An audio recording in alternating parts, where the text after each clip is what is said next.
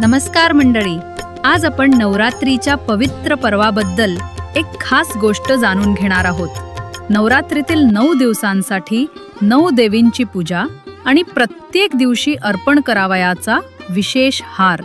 भारतीय परंपरेनुसार देवीला फुले अर्पण करण्याला खूप महत्त्व आहे। फुलं म्हणजे निसर्गाची निर्मळ भेट, सुगंध, रंग आणि सात्विकता यांचं एकत्रित रूप।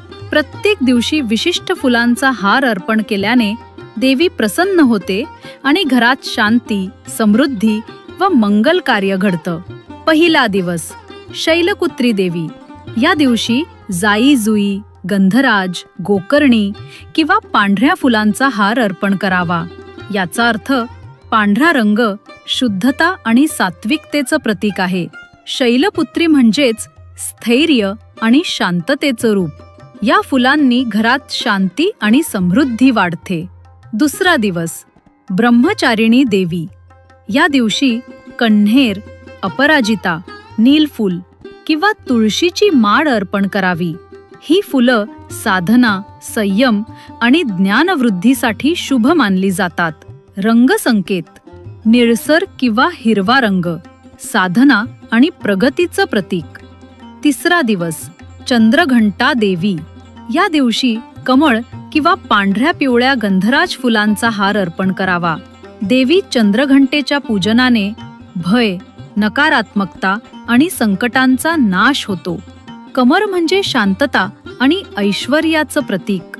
रंगसंकेत गुलाबी किंवा पिवळा, सौम्यता आणि सुख। चौथा दिवस कुष्मांडा देवी।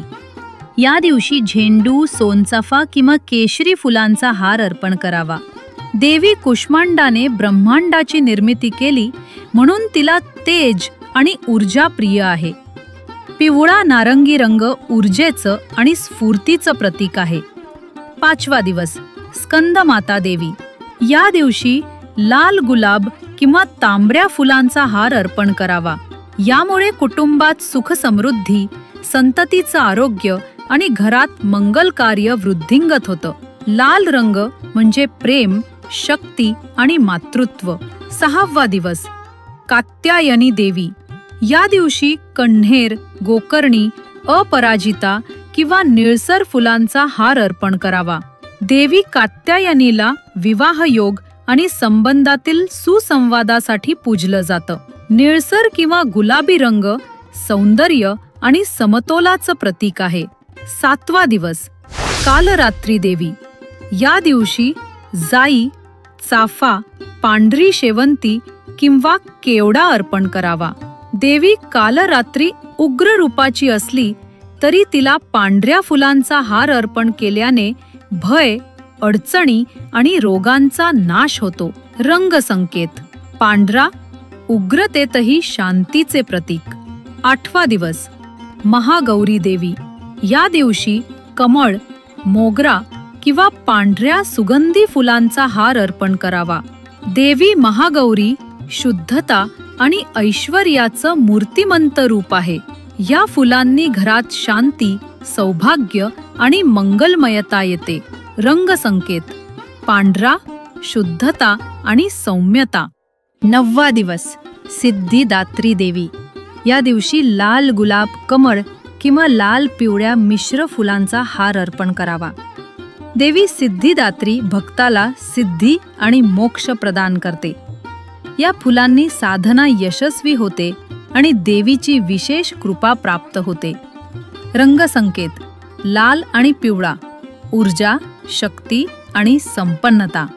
हार अर्पण करताना लक्षात ठेवण्याच्या गोष्टी: हार नेहमी ताज्या आणि स्वच्छ फुलांचा असावा। हार अर्पण करण्यापूर्वी फुलांना गंध, कुंकू, अक्षता लावून देवी समोर ठेवावीत। फुलं सात्विक असावीत। प्लास्टिक किंवा कृत्रिम फुलं टाळावीत। नवरात्रीच्या प्रत्येक दिवशी नवा हार अर्पण करणे सर्वात शुभ मानलं जातं। हार अर्पण करताना देवीच्या नामस्मरणासह प्रार्थना करावी। या नवरात्रीला आपणही प्रत्येक दिवशी देवीला नवा हार अर्पण करून तिच्या कृपेचा लाभ घ्यावा। देवीची कृपा तुमच्या जीवनात शांती, सुख आणि समृद्धी घेऊन येवो।